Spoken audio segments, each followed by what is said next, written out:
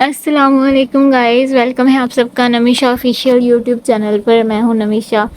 تو ہمارا novel start ہونے والا ہے نیو، کیونکہ پچھلا ناول ہو چکا ہے ختم۔ آئی ہوپ سو کہ آپ سب نے اس کو بہت زیادہ پسند کیا ہوگا۔ اور ناول جو ہے وہ ہمارا پچھلا ناول تھا پاس عہد، اور ہمارا یہ والا ناول ہے دشت عشق بائے نمیشہ۔ تو یہ ناول ہم نے آج سٹارٹ کرنا ہے، ٹھیک ہے، لیکن اس سے پہلے جو ہے اگر آپ نے میرا چینل سبسکرائب نہیں کیا ہوا تو جلدی سے کر دیں اور 1000 سبسکرائب پورے کروا دیں۔ اتنے لوگ دیکھتے ہیں، ویوز آتے ہیں، لیکن سبسکرائب نہیں کرتے، پتہ نہیں کیا مسئلہ ہے لوگوں کو۔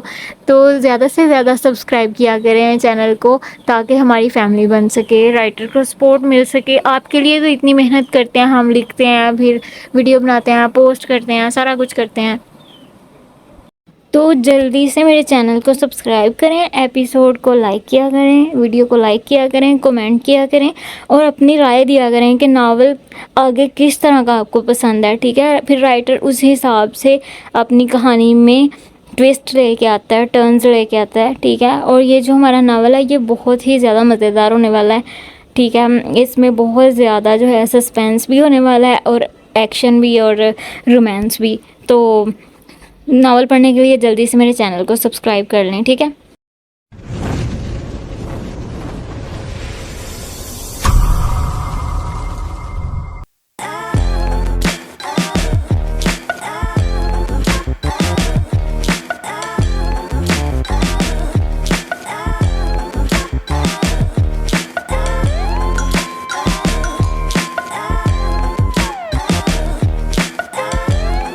تو سٹارٹ کرتے ہیں اسنیک پیک ہمارا آج کا، ٹھیک ہے۔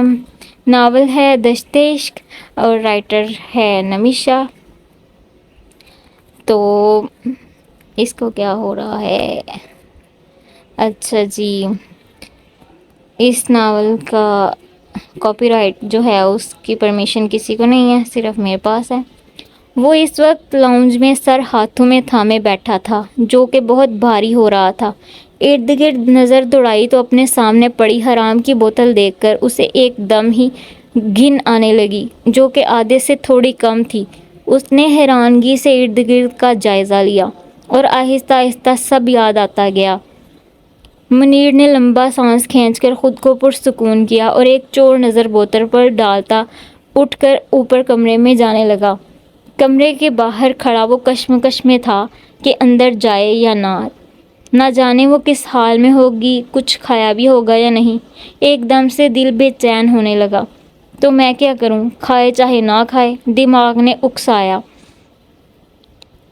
اب وہ میری ذمہ داری ہے، جو بھی حالات رہے ہوں۔ منویر اپنے سے جڑے انسانوں کا خیال اچھے سے رکھتا ہے۔ دل نے فوراً سے حساب برابر کیا۔ اس نے گھبرا کر فوراً کمرے کا دروازہ کھولا اور قدم اندر کی طرف بڑھایا، مگر پورے کمرے میں نظر دوڑانے کے بعد بھی اسے وہ کہیں نظر نہیں آئی۔ تو وہ واش روم کی طرف بڑھا، پر مسلسل کھٹکھٹانے کے بعد بھی جواب نہ پا کر اس نے دروازہ کھولا تو وہ کہیں بھی نہیں تھی، جبکہ خالی واش روم اسے منہ چڑھا رہا تھا۔ اس کا دل انجانے سے خوف میں مبتلا ہونے لگا تھا۔ آہستہ آہستہ اس نے سارے کمرے چیک کر لیے، مگر وہ کہیں ہوتی تو نظر آتی نہ۔ اب صحیح معنوں میں اس کی جان ہاتھوں میں آئی تھی۔ لاؤنج میں آتے اس نے دماغ پر زور دیا تو اس کے ذہن میں جھماکا ہوا۔ اس نے تڑپ کر باہر کی طرف دوڑ لگا دی، جلدی سے گاڑی کا دروازہ کھولنا چاہا، مگر وہ لاک تھا۔ اس نے بال مٹھیوں میں جکڑے اور جلدی سے واپس بھاگا، اور جلدی سے چابیاں لاتے گاڑی کا لاک کھولا تو وہ وہیں سیٹ کے ایک طرف جھکی ہوئی تھی۔ اس نے جلدی سے اسے بازو میں بھرا اور تیز تیز قدم اٹھاتا اپنے کمرے میں لا کر اسے بیڈ پر لٹا دیا، اور اس کی نبض چیک کرنے لگا، جو کہ بہت آہستہ آہستہ چل رہی تھی۔ اسے خود پر بے تحاشا غصہ آیا کہ وہ اتنا لاپرواہ کیسے ہو سکتا ہے، جو اس کی موجودگی کو فراموش کر بیٹھا، جس سے وہ معصوم لڑکی موت کے منہ میں جا پہنچی تھی۔ جنت اٹھو پلیز، مجھے معاف کر دو، لیکن میں نے جان بوجھ کر یہ سب نہیں کیا یار۔ غصے میں دروازہ بند کیا تھا، پتہ نہیں کیسے لاک ہو گیا۔ وہ اس کے ہاتھ تھام کر اپنے ہاتھوں سے رگڑتے اسے ہوش میں لانے کی کوشش کرتا، اسے صفائیاں پیش کر رہا تھا جو ویسے ہی بے سود پڑی تھی۔ منویر نے سائڈ ٹیبل سے پانی کا گلاس اٹھا کر اس کے چہرے پر پانی کے چھینٹے مارے۔ جس سے وہ ہلکا سا کسمسائی اور آہستہ آہستہ آنکھیں کھولیں تو اپنے سامنے ہی اسے دیکھ کر فوراً آنکھیں بند کر گئی، جس سے منویر کے چہرے پر مسکراہٹ پھیل گئی۔ سفید رنگ، لمبی ترچھی پلکیں، کٹاؤدار ہونٹ، ٹھوڑی پر پڑتا گڑا اور بھرا بھرا جسم وہ حسن کا پیکر تھی جو کسی کو بھی بہکا سکتا تھا۔ منویر نے آہستہ سے انگلی اس کی گھنی پلکوں پر پھیری جو کہ لرز رہی تھی۔ جنت نے حیرانگی سے آنکھیں کھول کر اسے دیکھا، جس کی نظریں جنت پر ہی ٹکی تھیں۔ تنہائی ماحول میں چھائی معنی خیز خاموشی اور اپنے اوپر جھکے اس لمبے چوڑے وجود کو دیکھ کر جنت کو ایک دم گھبراہٹ سی ہونے لگی۔ اس نے نامحسوس طریقے سے حلق تر کیا جو کہ مقابل کی زیرک نگاہوں سے بچا نہ رہ سکا۔ پیچھے ہٹیں ڈاکٹر صاحب، جنت نے خشک ہوتے لبوں پر زبان پھیرتے بمشکل لڑکھڑاتی سی زبان میں کہا۔ دل جیسے باہر آنے کو تھا، مگر مقابل تو جیسے کچھ سن ہی نہیں رہا تھا۔ اس کی نظریں تو جنت کے چہرے کا طواف کر رہی تھیں جس سے اس کی جان پہ بن آئی تھی۔ ابھی جنت نے مزید کچھ کہنے کے لیے لب کھولے ہی تھے کہ منویر نے جھک کر اس کے ہونٹوں پر اپنے ہونٹ رکھ دیے۔